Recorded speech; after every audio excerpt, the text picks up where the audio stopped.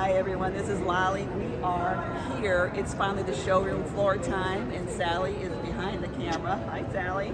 Hey! We are getting ready to go down the escalator into the showroom floor and get these videos started, and we'll see you there.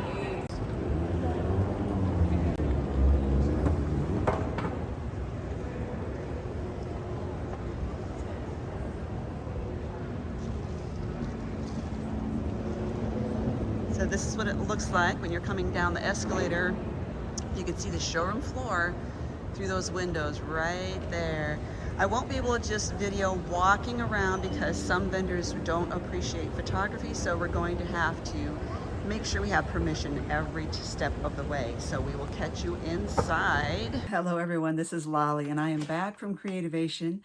Taking a deep breath, I have been uploading a lot of videos as you have probably seen. So I want to do this little summary of Creativation and explain that beginning footage you just now saw.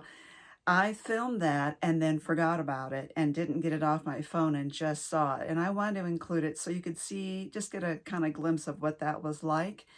So I explained at the end that I felt like I could not or didn't have the freedom to walk around the showroom floor with a camera and just film, like surveying over the land. But I think I will pursue that a little more next year and see if that is a possibility. But we were warned so many times about many vendors being hesitant to allow us to photograph and video their booths. And so I was being very cautious and mindful of that.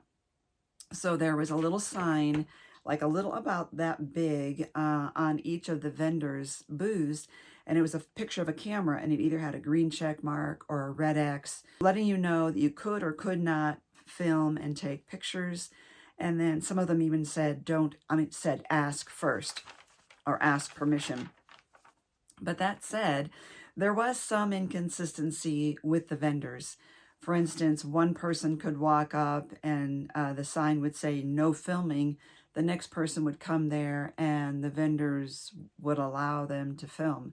So I'm not really sure what that was about, except that there were different people working and volunteers in each booth. And I don't think that they really were consistently telling everyone in the booth, this is our policy, do not allow it or do allow it. And like one time, a vendor had an ask first sign there, and I asked permission if we could video. She said yes. I started videoing, and then someone else in the booth tapped me on the shoulder, said don't do that. So I turned the camera off. And so it was just very inconsistent and kind of hard to get that figured out.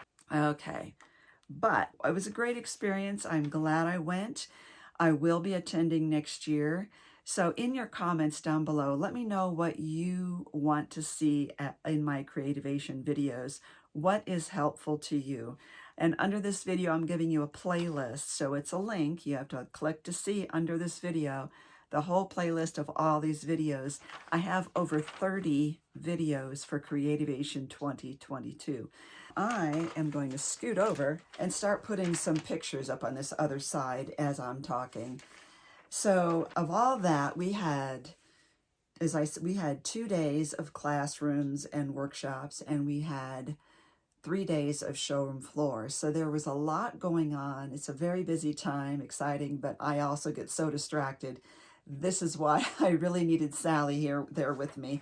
She was very helpful, and it always helps to have 2 pairs of eyes for someone else to say, well, there's that thing we want to go see, and maybe you should go check out this, and also to keep me focused, because I really get distracted and I lose focus. And for someone to say, shouldn't you be videoing that? Or, just someone to kind of come along and my admin assistant almost. So of all this, I took 4 classes and we hit up a lot of booths. I have videos of all that, the classes I took, the booths that I went to, the swag, meaning the goodies that I brought home, the make and takes that I made there, and there was even a giveaway, a hidden giveaway in my Creativation 2022 playlist videos. So I didn't announce it in the title of the video, but it was in the video. And as it turns out, the winner didn't come forward. So just today, as I'm filming this, I announced another random drawing for the random winner. So many people comment and ask, how can I go to Creativation? How can I attend? And the rules have changed since, well, as of this year with the new merger, and you do have to be a member of the new organization, which right now is being called NAMTA, but will most likely get a new name. You do need to be a member or be taken along by a member.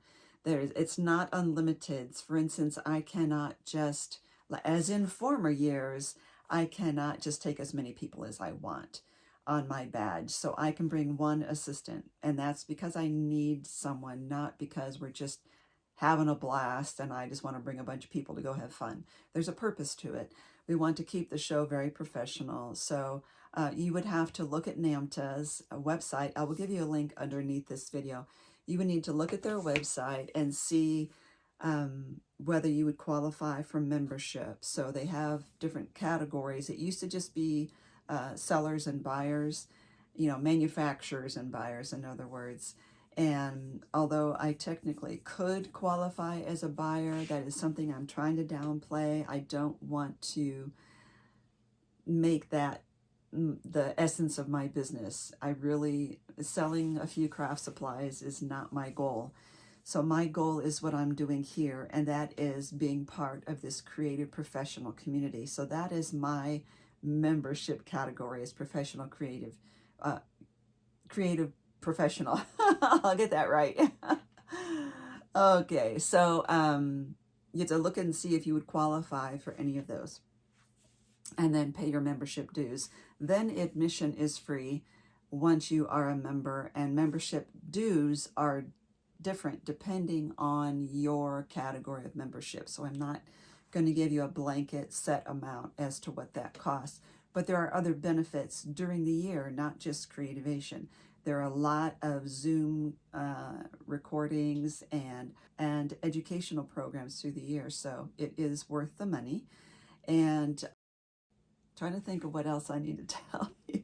And it was huge. The facility was almost dauntingly huge and hard to navigate, I felt, unless you were staying right across the street at the recommended hotel. I did not do that, and I do regret it. In the past, I have learned you really need to be walking distance to the convention center. We did decide to do something a little cheaper this year, and it was not worth it. So heads up. Oh, and I also noticed that the lighting in this showroom floor was very dim. I was taken back by that. And so my camcorder could not really get enough light in there to do a good job. So next year I'll probably have to switch devices. And I hope they have better lighting. This convention center in Orlando made the vendors had to rent the big spots about lighting above them, the canisters. And if the lighting was shining backwards, like, you know, on their sign behind them, and then they're standing in front of it, they would be in darkness. And so it was very hard to get a good video that way, or to look at the product. I thought a lot of the product videos were very difficult to get on the camcorder. Like I said, a new device is warranted. I think I better go shopping again. Next year it will be in Columbus, Ohio. The last 2 days of March will be education, and the first 3 days in April will be the showroom floor. So I am going. I hope you will be following along next year as well. And thank you for following along this year.